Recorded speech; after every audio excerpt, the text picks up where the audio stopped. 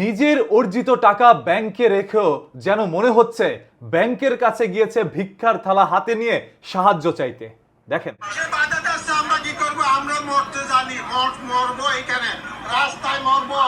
আমাদের চিকিৎসার জন্য টাকা দিচ্ছে না। আমি 38 বছর সৌদি আরবে প্রবাস কাটাচ্ছি। 1982 ইংরেজে সৌদি আরবে গেছি, 1982 গেছি সৌদি আরবে, 38 বছর সৌদি আরবে কাটাচ্ছি। আমার 1.5 কোটি টাকা একজন ওপেন হার্ট সার্জারি রোগী, সে ব্যাংক থেকে টাকা পাচ্ছে না, এই জন্য চিৎকার করে কথাগুলো বলছে। যেই কোনো সময় একটা দুর্ঘটনা তার ঘটতেও পারে, তারপরও বলছে আমি মরলে এখানেই মরবো। সে দীর্ঘ বছর প্রবাসের মধ্যে জীবনযাপন কাটিয়েছে। সেই প্রবাসে থেকে তার অর্জিত সম্পদ, টাকা পয়সা সবকিছু ব্যাংকের মধ্যে জমা রেখেছিল, একদিন বাংলাদেশের মাটিতে এসে তার স্বপ্নগুলো পূরণ করবে। তবে বাংলাদেশে আসার পর দেখলো ব্যাংকগুলো মোটামুটি দেউলিয়া, ব্যাংক থেকে কোনো টাকা তাকে দেওয়া হচ্ছে না। তাকে বলা হয় 2000 টাকা নিয়ে যান, 3000 টাকা নিয়ে যান। যার লক্ষ লক্ষ টাকা, সে 2000 টাকা দিয়ে কি করবে? সামনে আসছে কোরবানি ঈদ, সেই ঈদের আগে ব্যাংক থেকে সবাই মোটামুটি টাকা উঠাতে যাবে, তখন যদি টাকা না পায় তাহলে কি ঘটতে পারে? আপনারা কি চিন্তা করছেন? আজকে সকল ব্যাংকগুলোর মোটামুটি অবস্থা সেম পর্যায়ে চলে যাচ্ছে। আপনি যদি বেশি পরিমাণ টাকা আনতে যান তাহলে সেটা পারবেন না। এখন এই টাকাগুলো কেন তারা পাচ্ছে না? কি এমন আকাল লেগেছে যে টাকাগুলো মানুষ পাচ্ছে না, ভোক্তারা? আরে ভাই, আমি আমার ব্যাংক অ্যাকাউন্টে টাকা রাখছি, আমি কেন উঠাইতে পারবো না? আমি কেন আমার টাকা চাইলে তারা আমাকে দিতে পারবে না?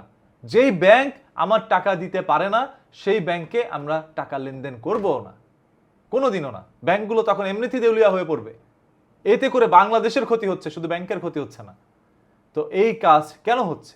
অনেকেরই দাবি সরকার লোন করার কারণে নাকি ব্যাংকগুলো এখন দেউলিয়া হয়ে যাচ্ছে। এখন এক একজনের এক এক কথা। এর আগেও, মানে এই বিএনপি আসার আগেও তো ব্যাংকের মধ্যে অনেকেই টাকা পায় নাই। এরকম ঘটনা বাংলাদেশে অনেক ঘটছে, অহরহ ঘটছে।